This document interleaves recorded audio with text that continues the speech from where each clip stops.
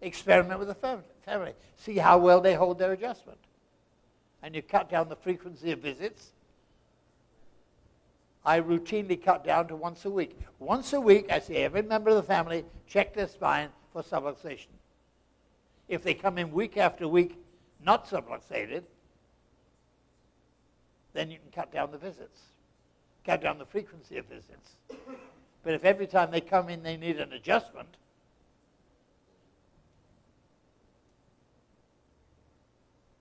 then make sure they get it that regularly. Now, this involves money, doesn't it?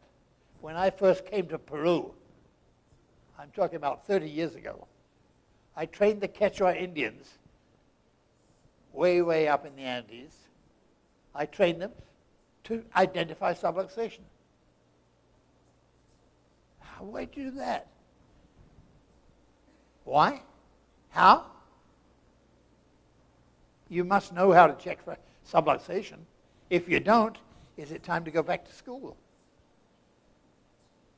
To learn what you should have learned in the first place. You can't call yourself a chiropractor until you know how to check for subluxation. You're practicing medicine if you're only checking the symptoms. How does it feel today? None of your damn business how it feels today. Your job is finding subluxation. Subluxation don't always identify themselves by bad feelings, by illness, by symptoms. If we walk out of here today, check the first half a dozen kids you see on the street. Are they subluxated? Probably. Almost every kid is subluxated as a child. And he never gets adjusted until 30 years later when he gets symptoms. And by then, the damage may well be permanent. First of all, you teach by example. If you want to change the mind of the public, you have to do what you say you do. You have to do to them what you say you do. I check the spine for subluxation. Do you? Do you check whole families for subluxations? Or do you just check the ones who have a backache or a stiff neck? The ones who come to you. No, when somebody comes to you, the first thing you have to do is be a teacher. Before you can be a chiropractor, you have to become a teacher of chiropractic. Now, that doesn't mean just teaching the sick person and telling them to tell their kids, because they don't know how. They don't even know how to explain your visit to a chiropractor to the spouse. If you want the spouse to understand, first rule, make your first appointment with husband and wife together. Why? Because the one who's getting adjusted may not be the one who has to pay for the kids. Both of them have to agree that chiropractic is a good idea. Do you think it's a good idea? Do you think it's a good idea to walk around subluxated? To raise subluxated kids? How long will it be before a subluxated child becomes an uncoordinated adult? If they're not adjusted as a child, they're going to grow up subluxated, sometimes creating permanent damage, resulting in permanent symptoms. And then you're going to become a symptom treater. Make up your mind. If you're going to be a chiropractor, you have to live it, not just talk about it. But having decided to live it, you then have to talk about it. You have to explain to the public what a chiropractor is, what a chiropractor does. Otherwise, where are you going to get your patients from? Where do people get chiropractic? Well, from you. Your duty must be to build your practice.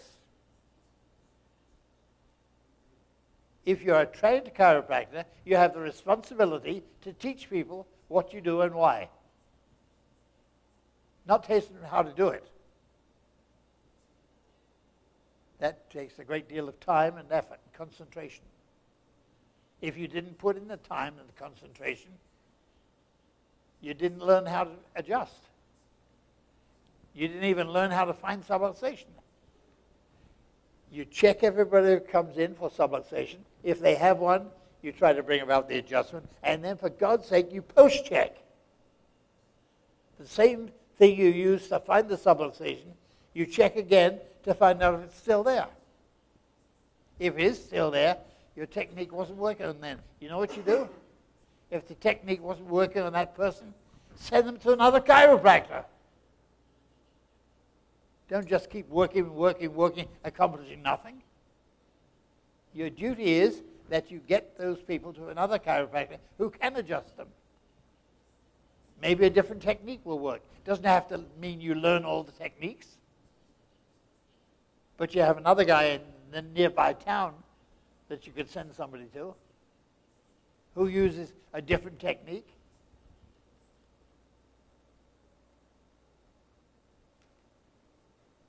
So what do you say to the people? On day one, telephone rings, my husband's hurt his back. He can't stand straight. Can you help him? And you say, oh yes, we can help. You start lying on the first visit, or before the first visit. You start lying on the telephone. You make an appointment just for the sick person? Wrong. You want both members of the family there on the first visit. It's imperative. If you learn nothing else this weekend, learn this one thing. Your responsibility on that first telephone call is to make an appointment for both decision makers in the family, because you're going to talk about the kids. And you have them both come in together, and you sit them down, and you talk chiropractic. If you don't do that, if you just talk with one member of the family, you've explained chiropractic to them, and then they go home, and in 5 minutes, try and explain to their spouse what chiropractic is all about. How well can you explain chiropractic now? How will you be able to explain it after practice? And how well can the patient explain it after hearing your talk and repeating it back to her husband or back to his wife? You can't explain chiropractic until you fully understand it yourself. So you have both members of the family there, both to hear the message. That is imperative. If there's one thing I'd like you to change when you get back to your office tomorrow, is change your explanation of chiropractic so that everybody can understand it. First of all, drop the mystery. Drop the magical words. Any words that people cannot understand are the wrong words to use. They must be able to understand it and be able to explain it in their own words to somebody else. How are we going to get to all the people in Peru? Or all the people in Argentina? Or all the people anywhere? We don't talk to all the people. We don't have access to the public, to the mass media. So we'll set up our own media campaign. We'll talk to as many people as we can. Let's reinstate the layman lecture, where you sit down with a bunch of people at the same time and explain the details of chiropractic. Explain what a subluxation does to the human body. It interferes with the efficiency of the body by interfering with the messages getting through from the brain, through the spinal cord, to the end organs. When there's some efficiency caused by subluxation, then the subluxation must be corrected. Otherwise, the damage goes on and on and on and gets worse. Let's stop the damage. As soon as your kids get subluxated, bring them in and have their spine checked and get their subluxation corrected. Make sure they understand you by not talking at them. Include questions. Include opportunities for them to ask you questions. And make sure you give them honest answers. A subluxation always does damage. What is a subluxation? It's merely a tiny displacement of the bone. Explain the anatomy. So they realized the potential of the human body to screw up. If any of the messages from the brain get mixed up, then the body reacts improperly. It reacts to a situation that doesn't really happen.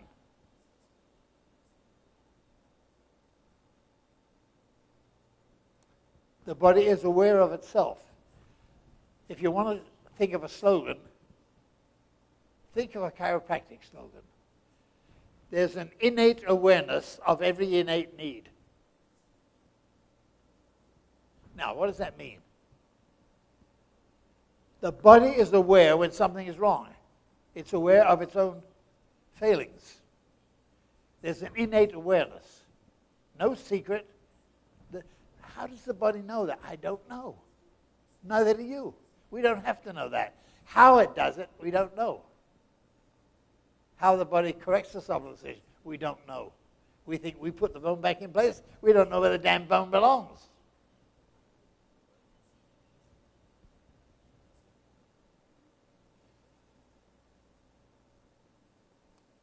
But there is an innate awareness of every innate need. If the body needs to move a bone, it knows that it needs to move a bone. And it sets about the movement of muscles so the bone can move itself. Well, actually, the muscles move the bone. Oh. Which muscles? That's for you to determine. That's why you're a chiropractor. You chose this profession.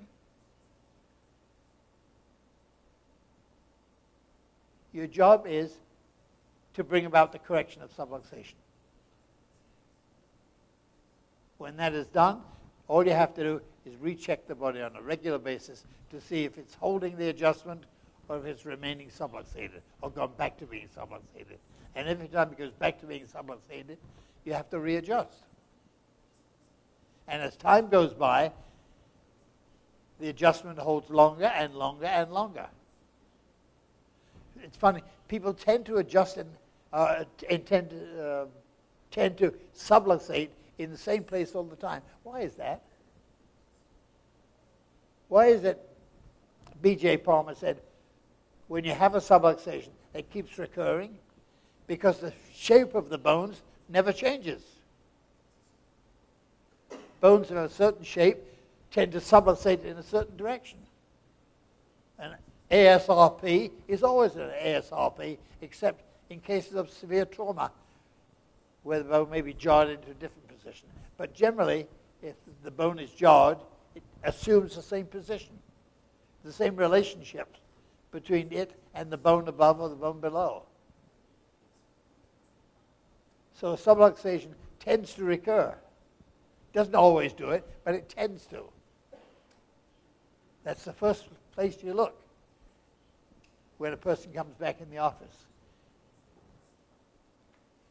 A person who has a low lumbar subluxation tends to get the same low lumbar subluxation again and again and again, every time the body is subjected to trauma. Maybe driving over mountain roads, you jar your spine, and the spine tends to jiggle in a certain direction. Which direction? That's determined by the shape of the bone. The bone only travels along the articular planes in relation to the one above or the one below or both. So people tend to subluxate in the same place every time. If you can tell that to people, and that you are trained to find the direction of subluxation, you're trained to find the presence of subluxation. You want to brag about something? Brag about your expertise in knowing about the body and being able to read whether subluxation occurs or doesn't occur. Do I have another part on this program? Yes? Yes. Good.